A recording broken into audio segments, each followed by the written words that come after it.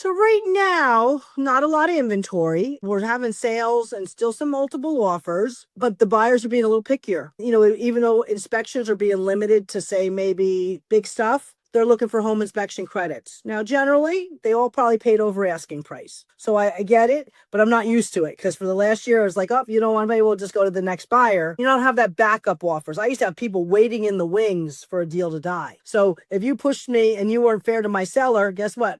I'd be calling that other guy having a new offer. You'd be dead in a minute. So I'm finding now that we're kind of having to cooperate and buyers are being a little pickier. You got to work with it. It's been tough. The buyers, it's hard. They're spending a lot of money. They're paying higher interest rates. The house prices are crazy. I just want these young kids to get houses. I wish they would just lower the rate for first timers. Forget about us people rebuying. I'll pay the 6 or 7%, right? I have equity. I move it from one house to the other.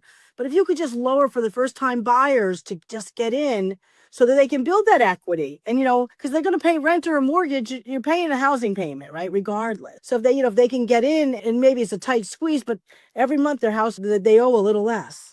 And they have a tax write-off. It's really tough, but I think you're going to see a lot of inventory come out. I have a lot of listing appointments these last few months. Most people are thinking January, February, though. They're thinking spring market. And spring market, is not spring. It is actually February. Super Bowl weekend, that following weekend's when it starts. That's when the women can get the husbands out of the house again. Football's done. Unless we get, like in Jersey, unless we get like a horrific amount of snow, which we haven't been having. But otherwise, that spring market starts in January, February, and it really ends in April. By May, it starts slowing down again.